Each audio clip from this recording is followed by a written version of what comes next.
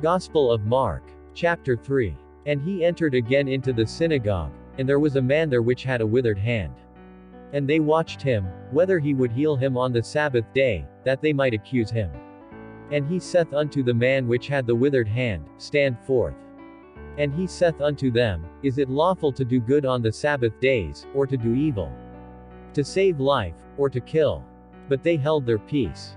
And when he had looked round about on them with anger, being grieved for the hardness of their hearts, he saith unto the man, Stretch forth thine hand. And he stretched it out, and his hand was restored whole as the other. And the Pharisees went forth, and straightway took counsel with the Herodians against him, how they might destroy him. But Jesus withdrew himself with his disciples to the sea, and a great multitude from Galilee followed him, and from Judea, and from Jerusalem, and from Idumea, and from beyond Jordan.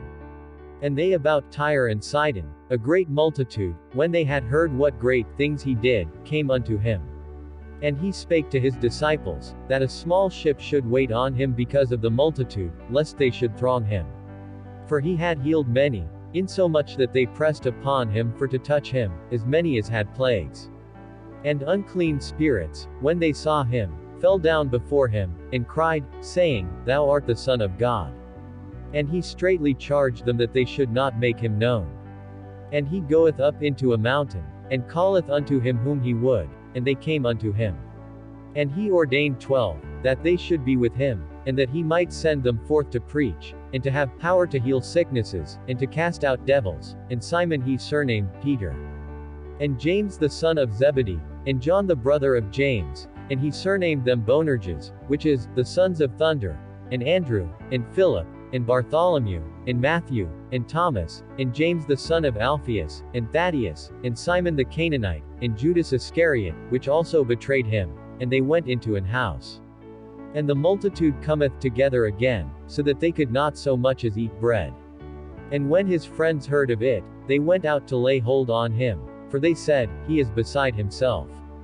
And the scribes which came down from Jerusalem said, He hath Beelzebub, and by the prince of the devils casteth he out devils.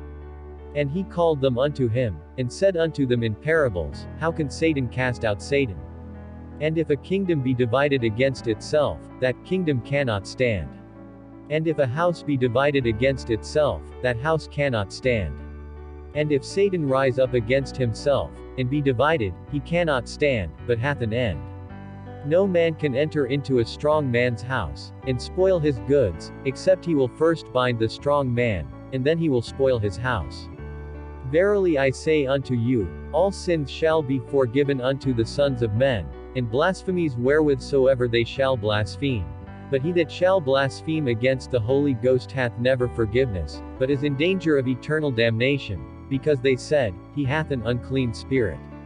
There came then his brethren and his mother, and, standing without, sent unto him, calling him.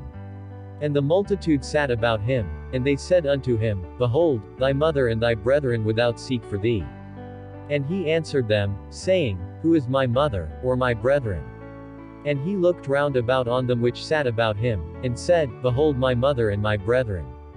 For whosoever shall do the will of God, the same is my brother, and my sister, and mother.